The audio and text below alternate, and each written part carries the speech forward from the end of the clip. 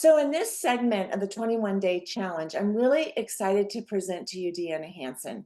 Deanna has created a very innovative approach to releasing and decompressing fascia. This is a major key of what I've been doing the past year. And when you guys ask, what is the difference? What are you seeing different? Why do I look so good? And why do I look so young? I 100% contributed to block therapy. So I wanted to bring Deanna on just to talk about the whys of block therapy so you don't get tired of me telling you why all the time. So Deanna, I'm handing it over to you. If you would just share a little bit about how fascia helps regenerate the body and is only going to enhance any other anti-aging treatments they do. Absolutely. And first of all, Jane, thank you so much for the introduction. And you absolutely look incredible. So just sharing. So basically what it really comes down to is understanding the fascia system. So this system is really the key to everything from how we age, how we feel, how we function, even how we perceive life in general, because the fascia is truly the connection between every single one of our trillions of cells. It's like we have skin on the body. The fascia is the skin to the cell. It's the communication system. It is also the system that provides both mobility and stability for the body. It's the terrain. So when we can understand the terrain and how to look after that, the cells are looked after. Everybody's looking at the cell to try to understand what's going on in the body, but we really need to understand the fascia, because if we look after the fascia, the body will look after the cells through that process. And one of the biggest things is to understand oxygen. You know, a lot of people talk about breathing, but the most important nutrient that every cell first and foremost requires is oxygen. ATP requires it. It's the fuel for the cell. When we have oxygen-rich blood, the cells become nice and buoyant and round, and they glow. They almost defy gravity. That's what we want. We want cells that are nice and full. What happens over time, if we're not breathing consciously and fully lifelong, is the cells start to deflate because they're not being fed with oxygen, kind of like a fully blown up balloon. Take half the air out, it becomes this wrinkly container that accumulates dust, and it becomes heavy and sticky. So that's what our bodies become if we're not conscious diaphragmatic breathers. The fascia system, though, is what is designed to support and protect all of the body's functions. So any questions so far? No, and you know, I love the visual you just painted. Fascia is the skin to the cell, because that just says so much. That is, so the cell is kind of like a component, but fascia is what feeds the health of the cell. And Exactly. one thing I just want you to hit on, because you did in the diaphragmatic breathing, but explain the significance of the diaphragmatic breathing, you know, as we breathe into the block and the diaphragm moving up and down, and then releasing the rib cage, because the rib cage really is kind of a villain when it comes to aging. So really what the villain is how we respond to pain, fear, and stress. That causes us to reactively hold the breath. I'm just going to bring my camera down so we can just take a little peek here at the diaphragm. So the diaphragm muscle is the foundation of the rib cage. When we're breathing properly, this muscle moves down into the core as we inhale, and it lifts up with the exhale. And if working properly, it becomes this pump. We've got our abdominal organs here. We've got the heart and the lungs through here. So this pump, when working, provides this continual massage. Massaging creates flow, it creates heat, so it allows for everything to function properly. Pain, fear, and stress cause us to reactively hold this muscle or go into a freeze mode. So what happens over time is this becomes weak, and then we fall in. So as we fall in, you can see my belly has to go somewhere. It's going to extend outward. I've got my stomach organ here, my liver here, my pancreas here, gallbladder, all these things. When I fall in, I'm putting this tremendous stress and pressure on these organs, and they become displaced.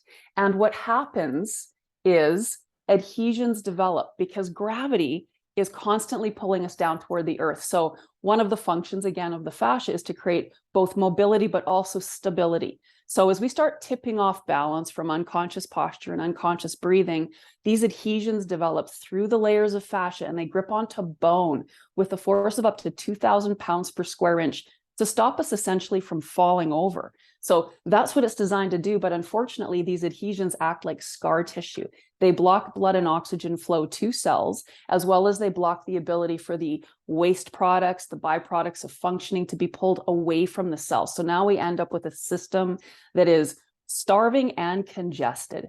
And then that's just, we're going to age very, very differently if that's the scenario of our terrain in our body. So through the process of block therapy, we work to release those adhesions, and we always start in the rib cage, because when that diaphragm becomes twisted and compressed from that collapse, it can't work. Now, we're designed to survive.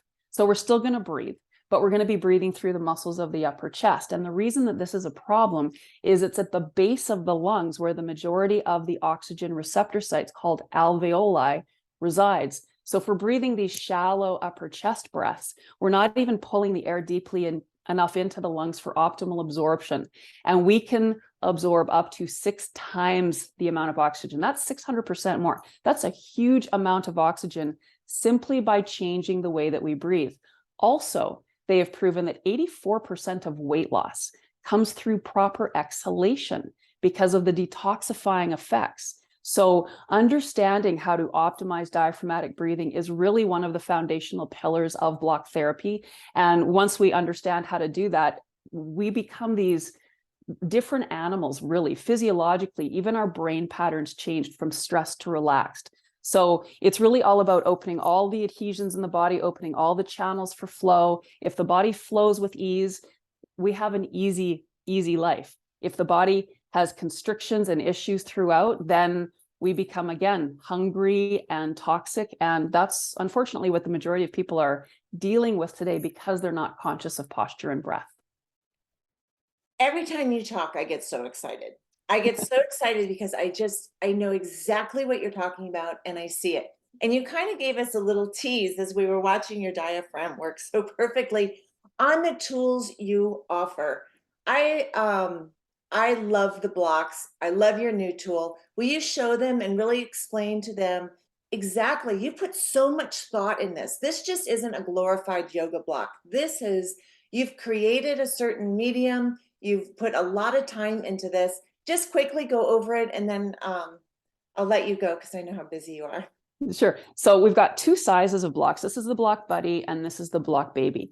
And it's the density of the wood. We use either bamboo or wood, and it's wood because bone and wood, or bone and bamboo, are similar in density. So when we are wanting to melt through these adhesions throughout the layers of fascia to get all the way to the bone, if we use something that's porous, we're going to be staying on the surface layers. So those fascia rollers or tennis balls or whatever other people are using, they're going to give you improvement in circulation, but not all the way to the root of the problem, which is at the bone. So they are also rounded in a very specific way, because as we dive deep through the layers, there needs to be comfort. So if the corners were sharp, or if the density wasn't enough, again, we're just not going to be able to perform the work and have it officially respond in our fascia. So the goal is melting. So we stay in each position for a minimum of 3 minutes, because you can't rush melting. And we very slowly guide you as you're lying on the tool or tools with the breath to search for pain, because pain equals adhesion. Pain is simply the language of the cell. It's giving us information that it's not getting what it needs in order to function on our behalf. So it's giving us a signal. We've been trained to think that pain is this bad, awful thing that we want to mask. The last thing we want to do is mask it. We want to listen to it, but move toward it and address it appropriately, kind of like the baby crying. We don't want to ignore the baby crying. We want to give whatever that baby needs to survive and to thrive in life. So you want to think of your cells as little mini versions or babies or whatever you want to think of them as, but we need to love them. And even the way we think about them, if we're sending negative thoughts about our body, we don't like how something looks, or even negative thoughts into the world about other people, that actually affects how that cell looks, how it responds. So how the cell appears is how ultimately we appear. Fascia is basically an accumulation of the forces of life added up to this very moment. The fascia is like a sponge. It's going to absorb everything from the toxins to even the negative relationships, like all of those things become toxic because it all affects how we breathe. Again, pain, fear, and stress cause us to reactively hold the breath, and the breath is the key. So those are those two tools, and the instruction is really, really simple. And there's another component, postural alignment, because if we do the work, but then we fall right back into that negative alignment, then we're just going to continue to cycle in those negative postures. We want to also train postural alignment. And one of the things, especially if we're talking about anti-aging in the face, is the tongue muscle. People don't recognize that the tongue isn't just for talking and chewing. It's also designed to support the weight of the head. So we have exercises to teach you how to really optimize this muscle and where it should be positioned. Just like the rib cage, we can let it collapse. Just like the tongue, we can let it go wherever it wants to go, but it also has a position that is going to be optimal for our alignment to support the body, the flow, and everything in the head, and the hair even, like it's all connected. So as I've been going through time, we always want to continue to give people more ability to really get to those adhesions. And the face is a different landscape. I mean, we always start in the belly, but the belly, there's not a lot of interesting landscape underneath. It's kind of like this big flat area. When you get to the face, though, we've got these ridges and all of these different mountains and valleys basically that create this structure. So to be able to get to all of it, we needed another tool. So we created the block paddle. And this allows us to like really get into those deep spaces and to use it. And the instruction is all about moving the way energy travels, which is in waves and spirals. There's no straight lines in nature. So if we're just doing straight strokes with some kind of a tool, again, we'll get some improvement on the superficial level. But the issue with aging comes at the root, at the bone. So this gets to those adhesions at the bone. It releases them through the process as we work that breath and we pump oxygen into that newly created space so we can bring back to life basically the cells that have been migrated too far away from correct alignment to actually be a support system for our body. Deanna, thank you. So in this 21-day challenge, you get a taste of the block therapy, but I encourage you, if you really, really are interested in healthy aging and looking your best, please go to blocktherapy.com. I've included a link in your 21-day challenge membership, and join. Deanna is a wealth of knowledge. You will meet Quinn and part of the team, and you will learn really how to take control of your aging in a healthy way to you'll look your best always. Thank you.